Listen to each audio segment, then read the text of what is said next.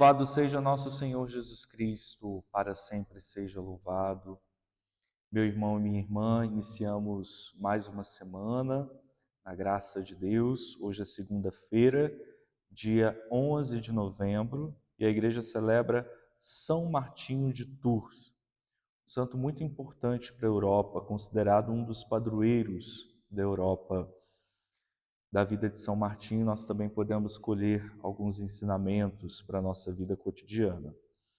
Peçamos então, nesse momento nosso de oração, a luz do Santo Espírito de Deus, para que a gente possa colher os frutos desta meditação e reflexão da Palavra de Deus, e que a gente possa reverberar esta escuta em todas as nossas ações deste dia. Rezemos então com confiança a oração que a Igreja nos propõe nesse dia. Ó Deus, que fostes glorificado pela vida e pela morte do bispo São Martinho, renovai em nossos corações as maravilhas da vossa graça, de modo que nem a morte, nem a vida nos possa separar do vosso amor. Por nosso Senhor Jesus Cristo, vosso Filho, que é Deus, e convosco vive e reina, na unidade do Espírito Santo, por todos os séculos dos séculos. Amém. Meus irmãos, escutemos com atenção o texto bíblico de hoje, que está em Lucas capítulo 17, versículos de 1 a 6.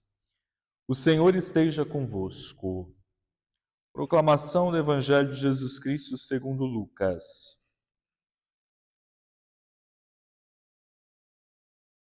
Naquele tempo, Jesus disse a seus discípulos: É inevitável que aconteçam escândalos, mas ai daquele que produz escândalos. Seria melhor para ele que lhe amarrassem uma pedra de moinho no pescoço e o jogassem no mar do que escandalizar um desses pequeninos. Prestai atenção. Se o teu irmão pecar, repreende-o. Se ele se converter, perdoa-lhe.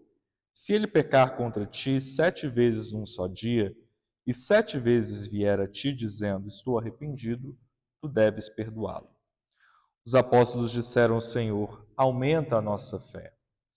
O Senhor respondeu, se vós tivesseis fé, mesmo pequena como um grão de mostarda, poderias dizer a esta amoreira, arranca-te daqui e planta-te no mar.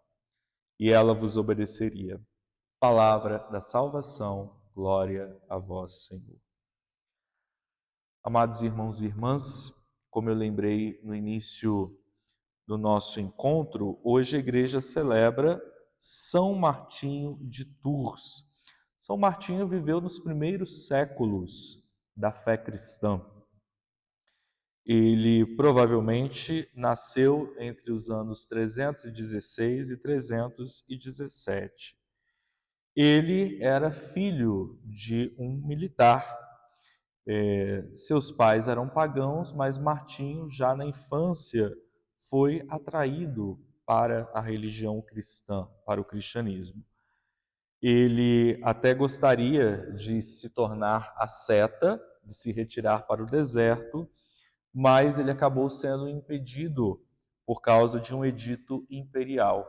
Então ele se tornou um guarda, um soldado romano, ele se alistou no exército romano e aí passou parte da sua vida. Aconteceu que num determinado momento, Martinho, fazendo uma ronda noturna, conforme ele era muito requisitado, ele se deparou com um mendigo seminu. E ele então, movido de compaixão, rasgou o seu manto em 2 partes e deu a metade para aquele mendigo. Na noite seguinte, Martinho tem um sonho, e nesse sonho Jesus lhe aparece, dizendo que ele era aquele mendigo que o soldado Martinho havia ajudado a cobrir, né? Então o sonho impressiona tanto Martinho que ele retoma aquele caminho da vida cristã que ele iniciou na infância. Então ele pede o batismo com 20 anos de idade. E ele permanece vivendo no exército, servindo no exército, até que logo depois ele desiste da carreira militar, ele se torna um monge, ele funda o mosteiro, e aí Martinho vai ter uma importância muito grande na evangelização da Europa, porque a Europa foi basicamente evangelizada pelo trabalho dos monges, pela fundação de mosteiros, né? Por isso que ele é considerado um dos patronos da Europa. E pouco depois ele foi proclamado bispo, né? E viveu esse pastoreio do povo de Deus na cidade de Tours, na França, né? Martinho morre em 397, aos 80 anos, dando esse legado, deixando esse legado, né, de fiel cavalheiro de Cristo, ele que deixou o exército romano para se dedicar ao exército de Jesus Cristo, né, para formar novos discípulos e discípulas para Jesus. Foi um verdadeiro cavalheiro de Cristo. No Evangelho, meus irmãos, que nós escutamos, Jesus nos diz que a possibilidade do escândalo é quase inevitável. Todos nós humanos estamos sujeitos a cair, estamos sujeitos ao escândalo, todos temos telhado de vidro. Mas Jesus nos faz um alerta que seria melhor que nos amarrassem uma pedra de moinho no pescoço e nos jogassem no mar, do que sermos causa de escândalo para os pequeninos. O escândalo para Jesus não é algo que prejudica só a mim, mas também prejudica a comunidade, prejudica especialmente os pequeninos. Quem são esses pequeninos? Aqueles que têm a fé fraca, aqueles que ainda não têm a fé tão madura, fortalecida, que ao ver um mau exemplo, eles acabam perdendo a fé e acabam se afastando do caminho de Jesus.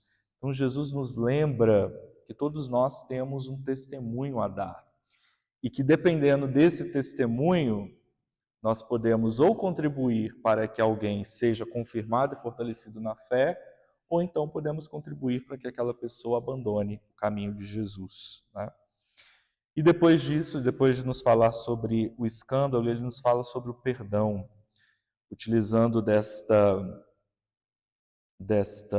imagem, né, que nos parece exagerada, mas para dizer da radicalidade do perdão que é para o cristão, né? Se o teu irmão pecar, repreende-o. Se ele se converter, perdoa-lhe. Se ele pecar contra ti 7 vezes num dia e 7 vezes vier a te dizendo, estou arrependido, tu deves perdoá-lo. Então a gente percebe a radicalidade, né, do perdão que Jesus pede para os seus discípulos. O cristão é um homem e uma mulher do perdão. E esse perdão deve ser dado sem limites. Claro que Jesus não está dizendo aqui que nós devemos ser bobos diante daquelas pessoas que nos passam a perna, que nos prejudicam. Não é isso. Mas ele está dizendo que o perdão deve sempre circular as nossas relações. O cristão nunca pode negar o seu perdão a ninguém, por mais difícil que seja perdoar, por mais que alguém tenha nos feito um mal muito grande, mas é preciso dar o perdão. Perdão não significa esquecer tudo de uma vez por todas, mas o perdão ajuda a esquecer. O perdão ajuda que aquele mal que nos fizeram deixe de ter aquele peso, aquela importância que teve para a nossa vida, né? E é só perdoando que a gente se libera e se liberta, que a gente pode recomeçar e caminhar. Humanamente é impossível viver o perdão, por isso que os discípulos, ao escutarem essa palavra, dizem: Senhor, aumenta a nossa fé. Só pela fé a gente consegue viver as exigências do segmento de Jesus, de modo especial, hoje nos falando sobre o perdão. E aí Jesus vai dizer, vai se utilizar novamente de uma imagem: se vocês tiverem fé, mesmo que pequena como um grão de mostarda, podereis dizer a esta moreira: arranca-te daqui, planta-te no mar, e ela vos obedeceria. Então, isso para dizer o poder que a fé tem para a nossa vida, mesmo que pequena, mas se ela for sincera, se ela for realmente expressão do nosso desejo de confiar, de pertencer a Jesus, nós podemos fazer grandes coisas, né? Então, peçamos a São Martinho, esse homem que teve uma fé inquebrantável e por isso pôde fazer grandes coisas para o reino de Deus, que ele interceda por nós para que também nós tenhamos fé suficiente, fé corajosa, confiante, para realizarmos hoje as exigências do seguimento de Jesus. São Martinho de Tours, rogai por nós. Tenha um abençoado dia.